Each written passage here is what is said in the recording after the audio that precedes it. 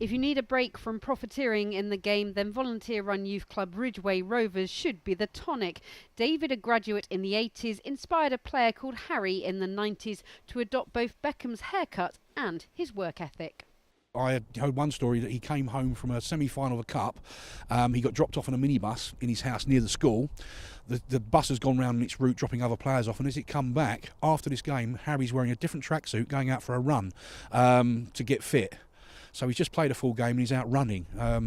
Dedication. Obviously, David's a good example of that. Harry's a good example of that. Any of the players that have come through our club are a good example of that. So I have to ask you, since David Beckham came through the Premier League and Harry Kane in that 20 years, how are the councils looking after the pitch? Has it got better? My view, it hasn't. It's actually got worse. When I played here, the pitches were carved and cut, so the drainage would be a lot better than it is now. The pitches we play on when we go out east to Ilford, Dagenham and beyond, some of the pitches there, you know, I'll be honest, are worse than what we're playing at the moment. I think drainage is probably a key issue because they get called off just because, you know, water levels. We've had ducks on this pitch. It's been that bad. 2 or 3 years ago, this whole pitch would have been a lake. The FA, I think, should have more involvement with local authorities. They've got the venues, they've got the areas that you could turn into G3 and improve or invest in ground staff. What's it normally like midwinter? How many games do you have to call off? Well, last season I think we had 8 weeks called off, so that's probably 25, 28 pitches that we've had to lose because of the weather.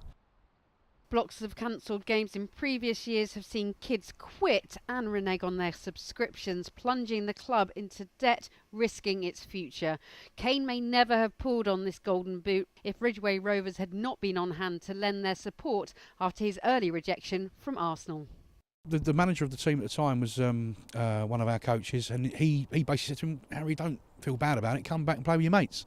And he came back, I think, for half a season, scored silly amounts of goals, and I think he got picked up by Tottenham. And then, but to be honest, I believe he wasn't at Tottenham long. I think he was there a little while, then nothing really came of it, and then he sort of came back again, and then he went to Watford. Watford, he played against Tottenham, scored 2 or 3 goals in a game against them, and Tottenham went, hang on a minute, we've made a bit of a mistake here, let's go and get him. And they did, and the rest is as you know it. So he coming back here probably done him a right favour.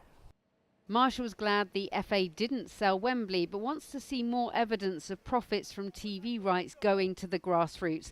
And this week was stunned by the news outgoing Premier League chairman Richard Scudamore will get a £5 million bonus in the same week Players Union leader Gordon Taylor has been given a near £2 million pay rise.